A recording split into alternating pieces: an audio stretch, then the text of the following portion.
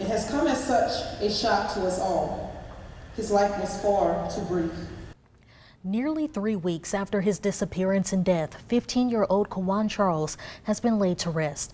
During his funeral today, loved ones shared memories, prayers, and continued their push for answers in the teen's case. Charles was reported missing from his dad's Baldwin home on October 30th. His body was found near Laurelville days later.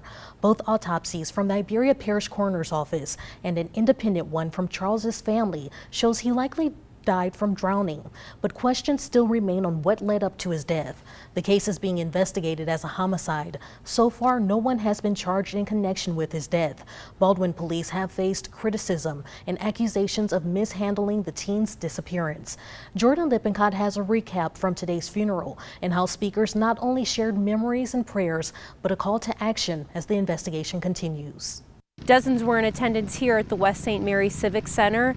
The service lasted a little more than an hour. Some in the crowd were overcome with emotion as they joined in song and heard from Quawan's family. A somber crowd as Quawan Charles' cousin shared messages from the teenager's parents as they listened through tears. I know in my heart that he would not want us to grieve him for too long. Rather, Quawan would want us all to remember the good times we all shared with him. Goodbye, my son. You will live in our hearts forever. I'm missing you, but I'll wait for the day when I'll see you again. Quawan, I will love you for all eternity. Mom. The family's attorney also taking the podium to talk about Quawan's impact. It's the people he'll touch from this point going forward. I'm one of them.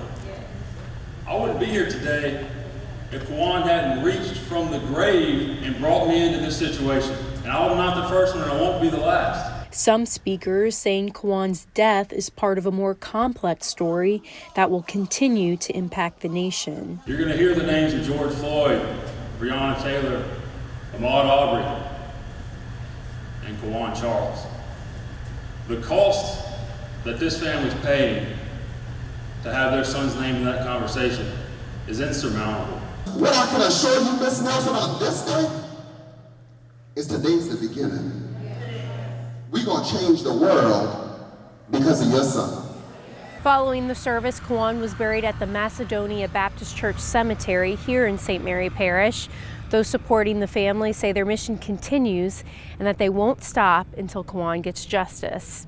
In St. Mary Parish, Jordan Lippincott, KATC TV3.